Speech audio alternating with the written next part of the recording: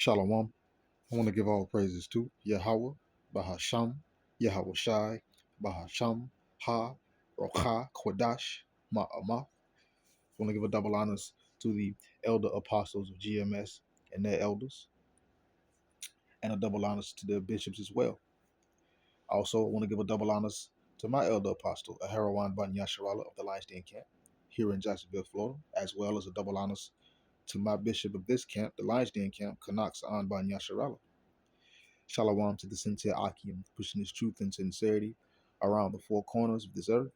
I'm Nakar Harab, Ban Yasharala, coming out of the Lions Den camp of Yasharala here in Jacksonville, Florida. Now today I'll be coming out a lesson, and it's on this article. It's an impromptu. I don't have really anything set up or planned, but as it says here, it says White House scrambles to deny plan to nuke Iran. Live updates, and it says the White House has denied remarks by Vice President Vance about military operations in Iran that contained any suggestion of a nuclear strike against the Islamic Republic. It said after Vance said U.S. forces have tools they so far haven't decided to use to enforce dramatic ultimatum from President Trump. The White House said on X, literally nothing. The White House said on X, literally nothing. VP said here implies this. You absolute buffoons. Okay, so basically, it's being on X, whatever other social media platform, mainly X, and probably the Truth Social, but mainly X. It is being hinted at that they're gonna use nuclear, we're gonna say powered weaponry. But let's continue. It says the post was in response to one account associated with the former president former vice president, so like Kamala Harris, that said Vance implied Trump might use nuclear weapons. I mean, she would know. She's an insider, and but let's continue. It said it comes after the U.S. struck military targets on Iran's Karg Island, the crown jewel of the nation's oil production capabilities. Axios, citing a senior U.S. official, reported that the attack took several hours before Donald Trump's deadline for Tehran to reopen the Strait of Hormuz by 8, or else face a wave of destruction against Iran's civilian infrastructure. Well, they've already done that. They've struck a school. So let's continue. It says Trump said at a press conference last night that every bridge in Iran would be decimated and every power plant would be out of business if Tehran does not capitulate. Israel also issued a chilling warning to the people of Iran, telling them that using trains or going near railway lines will put their lives in danger. The IDF told Iranians via its Persian language account on X that they should avoid using public transport until 9 p.m. Tehran time, several hours before Trump's deadline before Iran to uh, reopen the Strait of Hormuz. Your presence on trains and near railway lines endangers your life. So as you know, that's what these devils doing. They've resorted to posturing and pump faking. As a matter of fact, let's go back here. Uh, Psalms chapter 10, verse 5. It says, his ways are always grievous. Thy judgments are far above out of his sight. As for all his enemies, he puffeth at him. So this devil's ways are usually always grievous, always detrimental, always dangerous, always harmful, always. But when it comes down to the judgments of Yahweh Bahashim Yahweh Shai, when it comes down to what the Lord is going to allow to happen and what when he steps in and set things right, that is far above out of this devil's sight. The devil, he can't even see that. And these devils can't see that the Lord is watching and setting everything up and putting everything or watching everything take place as he has set it up to take place, I should say. And again, this devil, he puff at his enemies. You ain't gonna do nothing. We gonna do this. We gonna do that. We gonna do that. And you gonna stand by and watch it. You're not gonna do nothing. You know. But let's continue. I'm gonna jump down to verse 7. It says, his mouth is full of cursing and deceit and fraud. Under his tongue is mischief and vanity. So up under this devil's mouth, Shalaka, in his mouth is full of cursing, full of destructive, devious, deceitful, mischievous words, and words of vanity and words of fraud. You know, he's never ever going to keep his word. He's never ever going to live up to the standard that you know what I'm saying, uh, that he's pushing for. But he'll sit back and he'll talk trash, just like you say. He'll make loaded statements, you know, with backhanded consequences, you know, and this devil just really loves to just say wicked things, and then when it gets caught or called out, all of a sudden there's some scrambling. Oh no, that really did what wasn't what it meant. It really meant such and such and such. No, this is Psalms 55, verse 21. It says, "The words of his mouth were smoother than butter, but war was in his heart. His words are softer than oil, yet they are drawn swords." So the words of this devil's mouth are really smooth. They sound good, or they even sound bad, you know. But most of the time, they sound good, smooth like butter. If you know, once butter get like room temperature, it go to getting real smooth and slippery. You know, it slide easy. Put it on the hot pan. But war's in this devil's heart. He'll talk like, "Oh, we're gonna do this and we're gonna reach an agreement," and not. But he really trying to jack you up because war's in his heart. You know, it says his words are softer than oil, yet they are drawn swords. So this devil's words, again, they sound good. They easy to take in, you know, but they're really drawn swords, as this article depicts uh the vice president talking about. You know what I'm saying? But let's continue. Let's just jump back. This is Psalms 52, verse 2. It says, "Thy tongue deviseth mischief." Verse 1. "Why boastest thou thyself in mischief, O mighty man? The goodness of Yahweh endureth continually." So this devil boasteth himself. And King David is saying, you know, this is a psalm of David when Doeg the Edomite came with that bull crap, you know, and basically David was like, "Why boastest thou thyself?" You know what I'm saying? In mischief, almighty man. You know, and that's what this devil does. He boasts himself in mischief.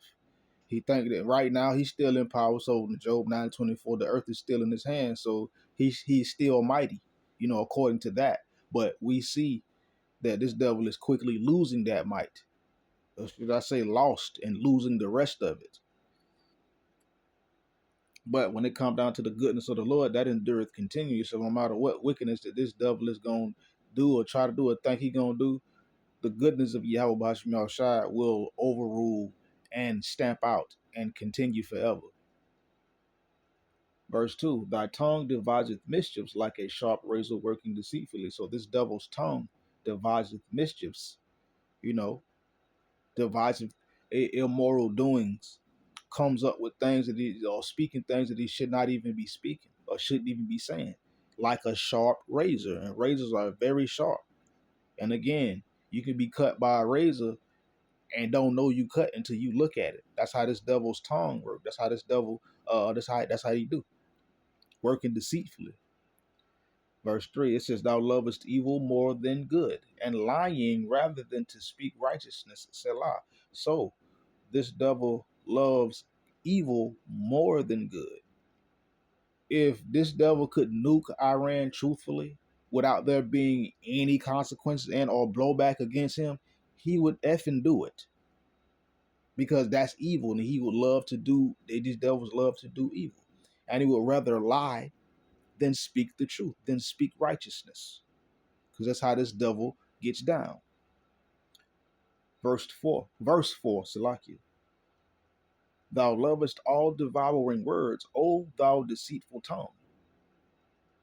So this devil, he loves devouring words. He loves to speak things that assassinates characters. He loves to speak things that endangers people. He loves to speak things that threaten people, and so many other manifold wicked things. That's what this devil loves to speak. All devouring words and deceitful tongue. He has a deceitful tongue. So because of that, let's go to let's hit verse 5 too. It says, Yahweh shall likewise destroy thee forever. He shall take thee away and pluck thee out of thy dwelling place and root thee out of the land of the living. So because this devil is hell bent on wickedness and not doing right, the Lord is going to destroy this devil forever and pluck him out of his place, take him out of power, make him a destroyed mountain, get him out of the way. Let's continue. Root him out of the land of the living. Let's continue. Let's go to what this is. Jeremiah chapter 50. No, let me go back. Let's go to Psalms 120 before I go down. This is Psalms 120, verse 3. It says, What shall be given unto thee, or what shall be done unto thee, O thou false tongue? Sharp arrows of the mighty with coals of juniper. So what shall be given unto this devil and his false tongue? What shall be? What shall be done unto him? Judgment is going to come upon him. Sharp arrows is going to come upon him. It says with what coals of juniper? That's talking about something being burned and destroyed. And what's the best cleansing agent? Fire. Now, Jeremiah 50, we're going to say verse 22. It says, A sound of battle is in the land and of great destruction. So we know a sound of battle is in the land. That's why we see all these skirmishes and wars going on right now. With the recent you know what I'm saying, Operation Epic Blunder, Operation Epic Fury. That's a battle that the Lord says is going to be in the land, on the earth, happening. But I'm going to jump down to verse 24. It says, I have laid a snare for thee, and thou art also taken, O Babylon, and thou wast not aware. See the Lord laid a snare for this devil. And that happened way back in what? World War II with Hiroshima and Nagasaki. That's the same. That was the snare that the Lord laid for Babylon. The same way, the same way that this Lord, Shalakia, my words getting confused. The same way that this devil dropped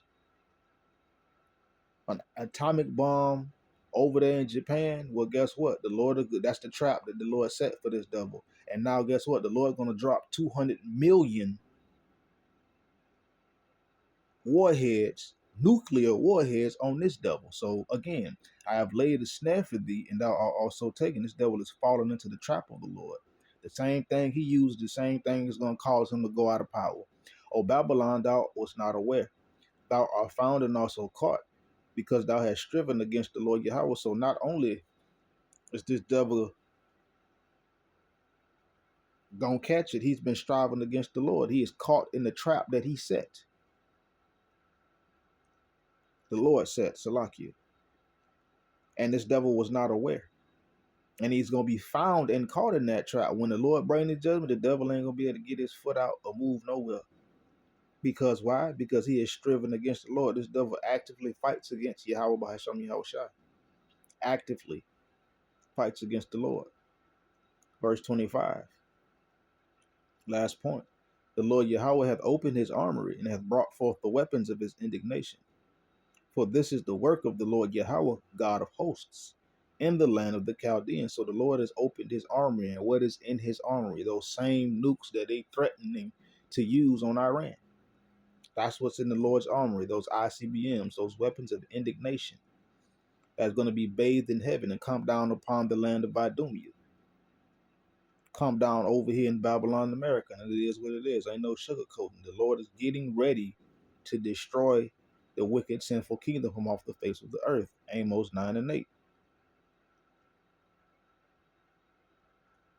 So no matter what this devil does, how he does it, who they put in power to run the corporation, I meant country,